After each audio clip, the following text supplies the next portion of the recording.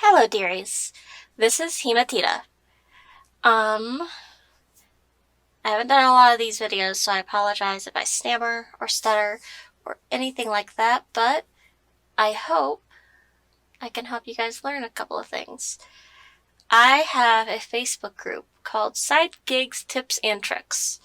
The reason I started this Facebook group is simple. I actually am a full-time freelancer. Graphic design is my profession, but it's not always easy to find clients. So I have a ton of side gigs. Now, I know what you might be thinking. You're thinking, she's going to sell me on an MLM or something. No, my group has no MLMs. It has no scams, nothing like that. These are just the most time-efficient ways that I have found to make money online, and it's pretty amazing. Obviously, there's a catch to everything. With most of the things that I've dug up, the catch is patience. Not being discouraged, that's all. So, I thought I would go ahead and show you one of my favorite ones. This one doesn't even have a referral. This is just me showing it to you because it is awesome. So, let's see here. This is usertesting.com. As you see, you've got your username up there. You sign up as a tester. And when another one just came in. Did you guys hear that? Anyway, you sign up as a tester. They have you do your first test where they go over it, give you feedback, you get approved. I'm pretty sure it's pretty easy to get approved. You just need to be able to run their screen recorder, which will record the screen that you specify. I've got a 2-monitor setup, so right now it's recording this. It would record this one when I specify it. And you also have to have a mic that they can hear you in. The reason why is because whenever you get approved for one of the tests, they will launch you will launch the screen recorder, and they will record your screen, and they will record your audio. And you will basically look at the app, prototype, or the website, or whatever it is that they're showing you. And yeah, you will follow the instructions, and they'll listen. The people who pay Usertesting will be able to look back over those recordings and get your feedback. So, like I said, it's important not to get discouraged. When you sign up for Usertesting, the thing that'll really help you is if you have multiple devices. For example, I have a Mac right there. I actually have, these aren't just for this, but I have an iPad. I actually have an old iPhone that I use for the tests when need be. Actually, I use my current one. I have the old iPhone I use for other ones. And other things not user testing. And I've got my PC. The only thing I'm missing that would even add even more would be an Android. But I don't have that. That's okay. So what you want to do that will get you the most tests that you can do is you want to leave your dashboard open. This is your dashboard. So you just log into Usertesting and leave your dashboard open on a tab or whatever. You're more likely to get screeners that way. You might get, screeners are the qualification tests. Sure, you might get emailed once in a while with a screener if you don't have your dashboard open, but trust me, darlings, you will get so many more screeners if you just leave it open. It's so much easier. So let's see some examples of screeners. I'm going to take the screener. In the last 6 months, have you purchased a firewall online? No. You can purchase a firewall? I didn't even know that. I thought it was just like something in your computer. And I did not qualify. See how quick that qualifier was? I love that. It's not like those stupid surveys that you end up taking, where you end up finding out 20 minutes into the survey suddenly you're not qualified, or, hey, you just earned 5 cents. Oh, fuck you. Let's try another screener. In the last 6 months, have you purchased a multifunction printer online? No, I have not. See? Pretty easy. Now, I didn't explain. The reason it matters to have all those devices is, check this out. The devices the test will be for different devices.